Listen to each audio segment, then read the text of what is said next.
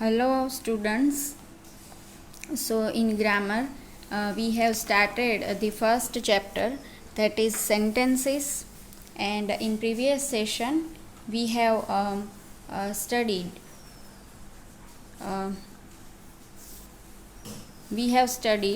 in previous session of sentences the definition of sentence, and we have started the rules of sentences.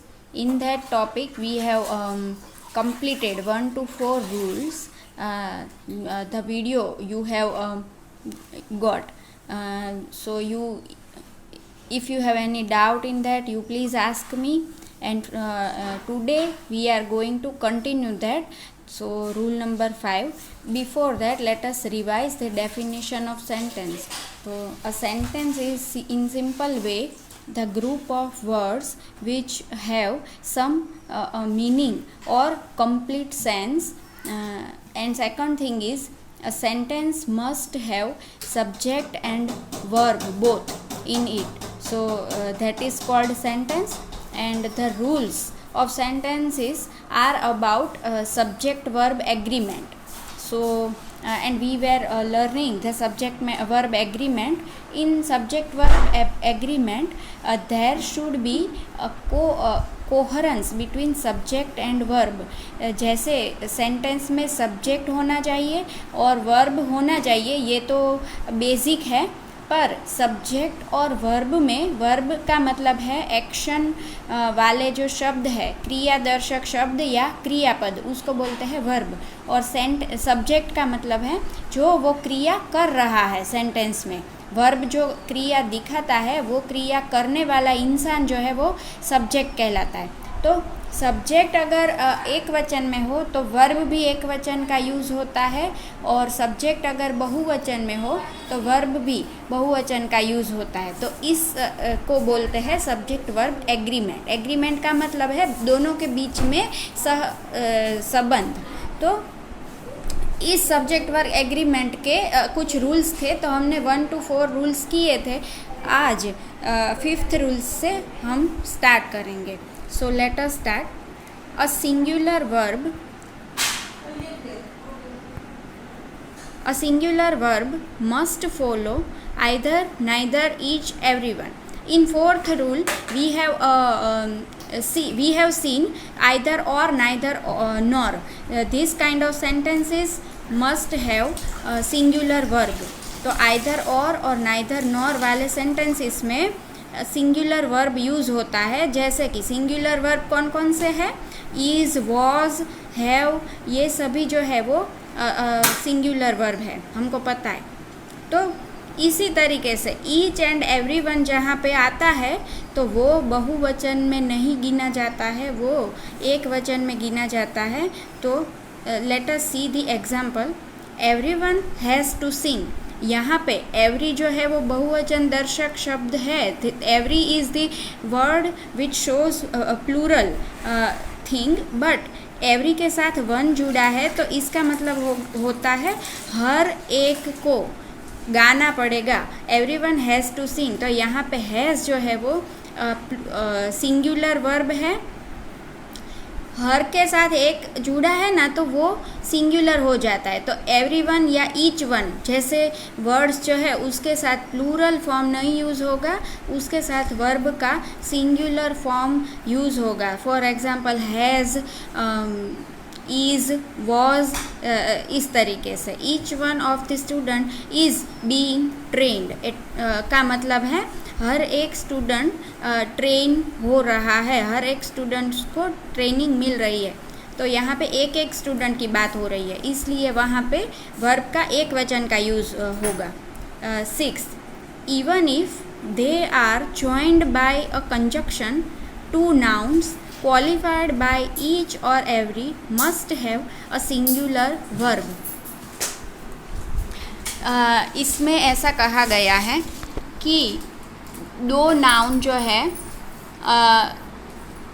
जो each और every के साथ जुड़े हैं उसको कंजक्शन से जोड़ा जाए, जैसे कि एंड और से, तो वहाँ पे सिंगुलर वर्ब यूज़ होगा.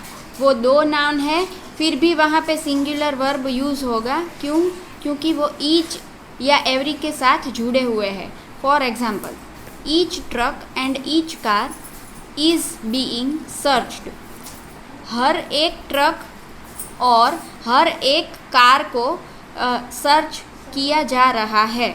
तो वहाँ पे ट्रक एंड कार बहुत सारे हैं, पर जैसे कि उसके साथ ईच और एवरी जैसे शब्द जुड़े हैं, इसको ऐसे भी बोला जाएगा कि every truck and every car is being searched. तो वहाँ पे भी वर्ब का सिंगुलर फॉर्म ही यूज़ होगा, क्योंकि ईच ट्रक का मतलब है ट्रक तो बहुत सारी है, पर हर एक ट्रक, तो वहाँ पे वो ट्रक जो है वो सिंगुलर तरीके से यूज़ होती है, ट्रक जो नाउन है वो, तो उसके लिए वहाँ पे वर्ब का सिंगुलर फॉर्म आएगा। 7th rule, some nouns which are singular in meaning but plural in form take a singular verb. यहाँ पे हम लोग आगे जाके, आप लोग पार्ट्स ऑफ स्पीच में नाउन, टाइप्स ऑफ नाउन पढ़े होंगे, तो उसमें आता है कलेक्टिव नाउन्स। कलेक्टिव नाउन्स का मतलब है नाउन जो है वो तो एक है, पर कलेक्शन का वहाँ पे यूज़ होता है। फॉर एग्ज़ाम्पल आर्मी, इस टाइप के जो नाउन है, तो वहाँ पे सिंगुलर वर्ब का यूज़ होता है, क्योंकि नाउन जो है उसमें है कलेक्शन, पर नाउन तो बेसिकली एक है, तो वो सिंगुलर में गिना जाएगा। For example, the pair of slippers is new.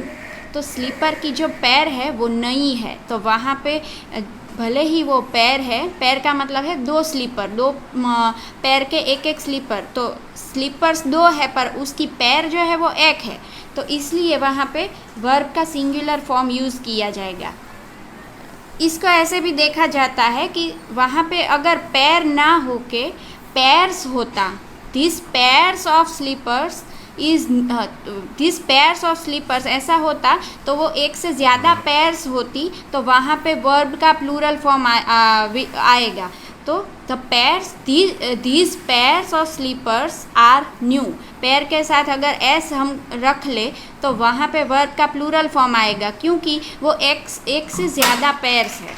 For example, the couple of teachers are going to a seminar, the couple of teacher is going to a seminar।